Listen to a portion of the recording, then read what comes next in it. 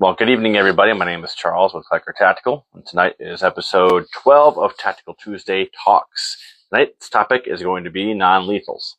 I don't have a lot of new non-lethals, or less than lethals. There's kind of both options to really show, because all my options for self-defense are lethal. I mean, I have some that are not, but anyway, we're going to dive into some of those other options other than your cordless hole punch. We're going to see if there's anything else we can use to defend ourselves that some might prefer. First things first, let's talk about GunCon. So GunCon 2025 is happening, right? June 28th is going to be the public day. Tickets are $50 each. It's going to be at the Twill Drill building in Cleveland, Ohio. Tickets are on sale now. If you go to guncon.net, you can get your tickets. Tickets are going to get you in a free t-shirt. A lunch is provided, and you get to meet all of your favorite content creators. A lot of the people that I met last year were people I used to follow and watch and just, take their content, and that's what I used to make a lot of opinions, and it was really great to actually meet them face to face. It's a great event. This is going to have a live Q&A panel for everybody that you like watching on YouTube and Instagram. So your favorite brands are going to be the creators. We are going to be there. We're going to be there walking around, hanging out with you. So if you're in the Cleveland, Pennsylvania, Michigan, Ohio, Indiana, even down to like Kentucky, Tennessee, that's all within driving range. If you're in that area, come to the event, come see us, come hang out. It's going to be a blast. We'll keep you updated on that as well. Tonight, non-lethals. All right, so what is the purpose and why would we want to use a non-lethal? Well, because ending a human life is not something to just take lightly. My CCW is a tool of last resort. My wife, cordless hole punch, is a tool of last resort. I don't want to have to use it. I will if I have to. Better you than me, right? I don't want to have to use it. So if I have other options, like, make sure I grab the trainer, pepper spray or pepper gel. This is just pepper. This is a saber. This is the gel, not the spray, and I have a practice unit. So this is just got an inert mixture in here of the pepper gel. I went with pepper gel for my wife. This is for my wife. I took it out of her bag. I will put it back, even though she said to me she probably won't use it. I feel better with her having it. Pepper gel, I went with that just because it's more precise in a sense. It's putting out a stream, kind of almost like silly string. You can kind of aim it better. You're not getting as much overspray. You're not getting as much back spray. So if it's really windy, I'm not going to get that pepper spray back in my face. And it sticks. It's a gel type. It'll stick. So it will last a little longer. That's why I went with pepper gel. Pepper spray, still good, right? Still a good option. But these are great. These are just point and pop, flip your tap, point. Bad guy goes, it hurts. I might end up using it on myself just so I can see. If I do that, I will post a video. I will make a video of me getting pepper sprayed to see like if this stuff actually does suck and how bad it really is. I should do it. But that is just one option. Would I personally use it? Yeah, I would. I would keep pepper spray or pepper gel on my body, in my bag, anywhere, because if I'm in a situation where I'm like, I don't need to discharge my blaster and I can use like pepper spray, pepper gel, then I'm going to, right? What are some other options? You've got pepper ball guns. These are really cool, and I am really considering getting one of the Brynas. They are a CO2 pepper ball gun. They also have inert like training rounds, or they're like kinetic balls on them. So they're just like, if you've ever done like sim rounds or like paintball, I've heard it's a little bit more than paintball because it's solid, it doesn't break, but really kind of a good option. has a pretty good distance. I was just recently looking up the stats. We could I could pull some up, but they're pretty accurate. They've got some distance. I know a few people that have used them that said they don't always break, so you want to be closer with them. But that's also another option. Is one of the Brynas, and there's a couple other companies that make like a pepper ball gun. I don't know, and I should check to see about like bean bags or sim rounds, the legalities of it. So a lot of these non-lethals, you still need to check the legalities in your state and area. The Bryna, as far as I know, is 100% legal in all 48 lower states. I don't know about the other, about Alaska and Hawaii, but I believe they've they've done their own research, and they are 48 state legal. Some other options that I have written down were monkey fists. I don't have one. I lost mine, and it was just a small one. I made my own, and it was only like a quarter ounce or maybe a half ounce steel ball. What that basically is it's just like a little thing. They're your keychain self-defense tools. There's a whole bunch of them out there. You see them all the time at gun shows, and they're like little gimmicky things. You'd think they're kind of gimmicky. Sometimes they're not. If you know how to use them, they're not gimmicky. We messed around with some monkey fists with a decent sized lead on it, and it packs a wallop. And basically, it's like a couple ounce steel ball wrapped in 550 cord, and then you can hook that up to your keychain, so it's always on you. And you just hit someone with it, and it's a heavy little ball. It hurts. It's gonna get somebody it's gonna back somebody up from you. It's gonna get them to back up a little bit. Fist filler punch knuckles, like the little things you see that are like kind of like a brass knuckle, but they're not. I don't know. I don't know why brass knuckles are still illegal. But whatever. You can get them as paperweights. That they make them still. Legality of using it though. What about tasers and stun guns? Because there are civilian-rated stun guns and tasers. Now, they're not going to drop somebody like a rock, like the police and military tasers. They don't have prongs that project out. Is it going to burn and sting a little bit, and is it going to stop somebody from messing with you? Possibly, but as we've seen a lot of taser videos from police officers, depending on if this assailant is jacked up on drugs or PCP or just resilient to it, I've seen guys taking 2-3 tasers and just ripping the prongs out and charging the cops still. So keep that in mind, that a lot of these non-lethals you have to use them based off of the level of the threat. If the threat level exceeds what a non-lethal or less than lethal is going to keep you alive with, then you're going to have to switch to a lethal force. So that's why we're going to use it. We're trying to preserve life, right? If we get to the point where our non-lethal or less than lethal is not going to do the job, and that assailant is still, assaulting us, and we're a fear of life, then hopefully you still have your lethal option and go ahead and use that. Again, I am not here as a lawyer, attorney, or whatever. I'm not giving legal advice or legal counsel. I am just giving my opinion of what I would do in that situation. I would try for a less than or non-lethal. Obviously, there's verbal deterrence, there's physical deterrence. If you see an altercation, avoid the altercation. As you've probably done, if you've taken a CPL or CCW course, they should have taught you the best way to win a confrontation is to avoid the confrontation altogether. But that's not always the case. Sometimes you are going to have to deal with that confrontation. So I'm curious to see what other options out there for self-defense, like non-lethals or less than lethals, people have been using as options. So let me know down in the comments what you personally use or have used. If you've had the unfortunate chance to have to use any type of lethal or non-lethal or less than lethal option to defend yourself or somebody else, let me know in the comments down below what it was you used and was it actually effective? Because some of these things, you had the pens, the punch dagger pens, they're not meant to actually like penetrate. They're kind of a dull, blunt object. You kind of put it in your fist, and it's more of like a poking. It's not like a blade, not like a knife. They do have the G10 style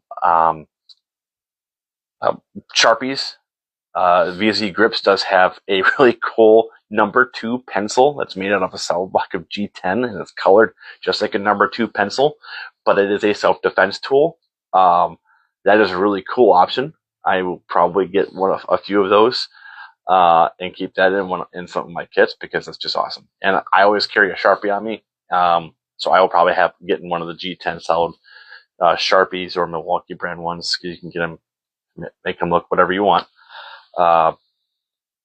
Because I'm always having a Sharpie on me anyway. Plus, those things can be TSA approved. You can take them, travel with you. They're not like a firearm where you may not be able to take your firearm to every state because there's not reciprocity for your concealed carry. For Michigan, it's like good in like 42 states, I think. But I can pretty much drive from Michigan to Florida and not have to worry about it. So you got to think about that too. Is your less than or non-lethal options, you pretty much can take anywhere.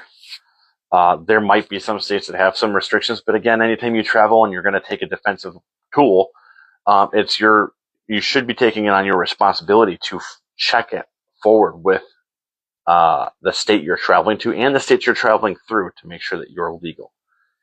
So today's T3 is going to be pretty short. We're probably not going to go all the way to the full 30 minutes, by the way, just because there's not a whole lot to dive into with non-lethals or less than lethals. There's a lot of technique and training and skill stuff that we can go into, and we will.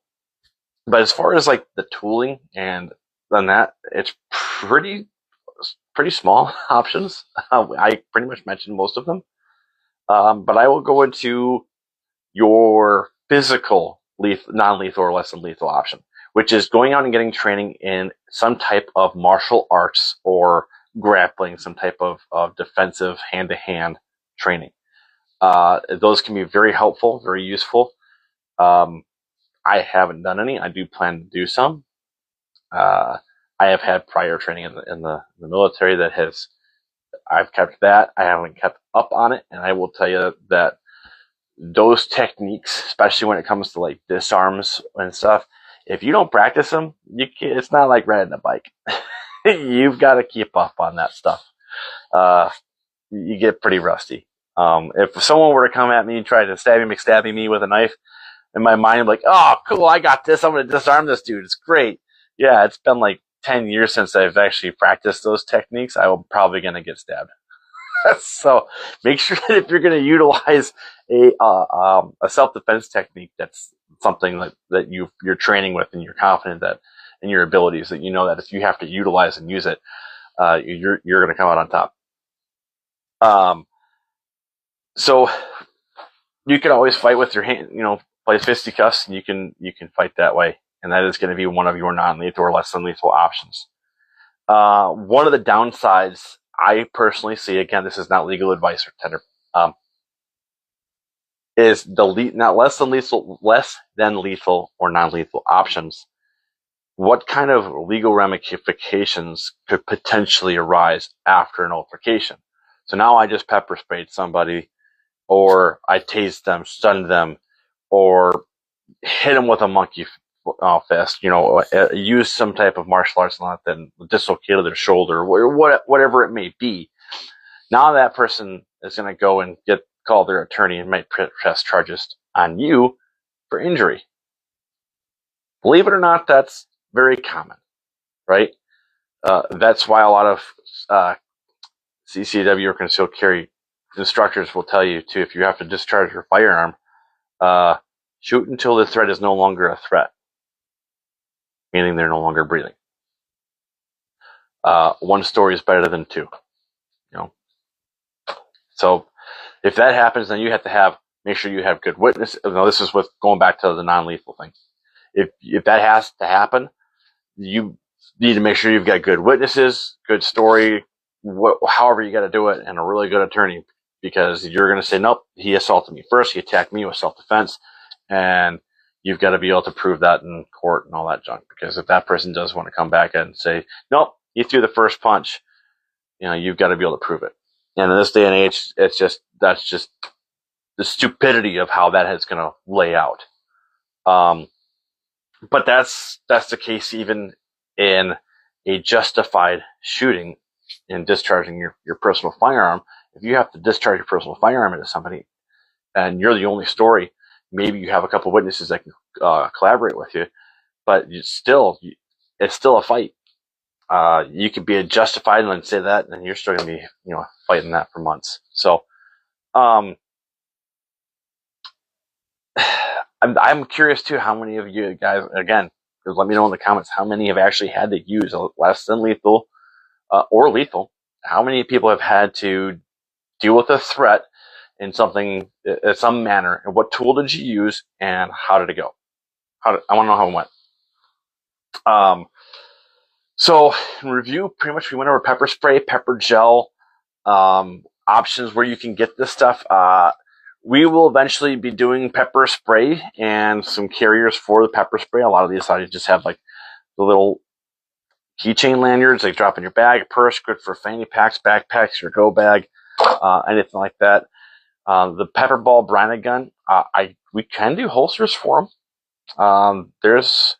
If you have the Bryna SD, you can want to read. We don't have them listed on our website, but it's something that we can. If we get enough requests for, we'll do it. Just like everything else, if I get enough requests for anything for a holster, we get the molding prop or the real thing, and then we add it to the site. And we start adding support for that. So if you have one and you want a holster for it, send us a message, reach out to us, and we'll be more than happy to help you out with that. Depending on the model, I think there's 2 models, and I think there's only 1 current model now that I can do holsters for. But reach out and we'll work that out.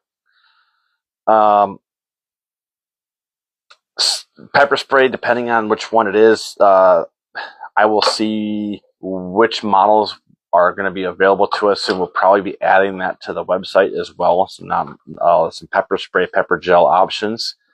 We are going to be expanding that. So in the future here, what it's going to look like for Klecker Tactical.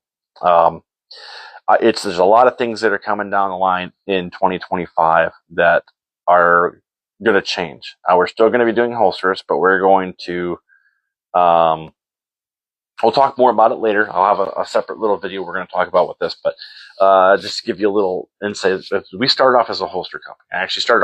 We started off as a firearms training company first. So 2017, I started off as an NRA firearms instructor doing CPR classes and basic firearms instruction. Then I went to gunsmithing school and started to do the holsters as a result of gunsmithing school. Then one of the classes was holsters. That got me into doing that. A couple years later, I started doing holsters full-time. Well, part-time, but that was what the main focus of the company was holsters. But the main start of the company in 2017 was originally just to be a Second Amendment company that just was firearms related. So it was going to be training, education, holsters.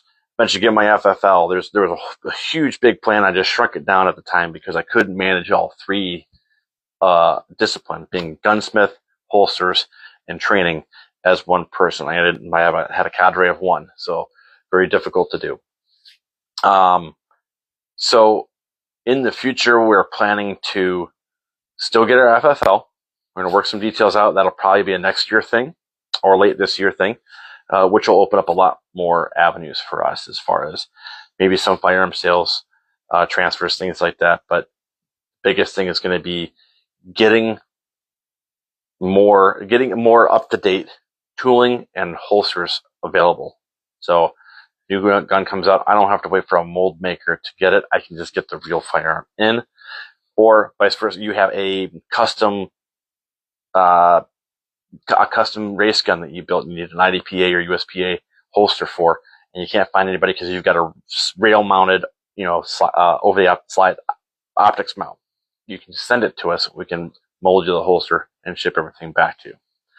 So that makes, if you're not local, which makes things really nice and easy.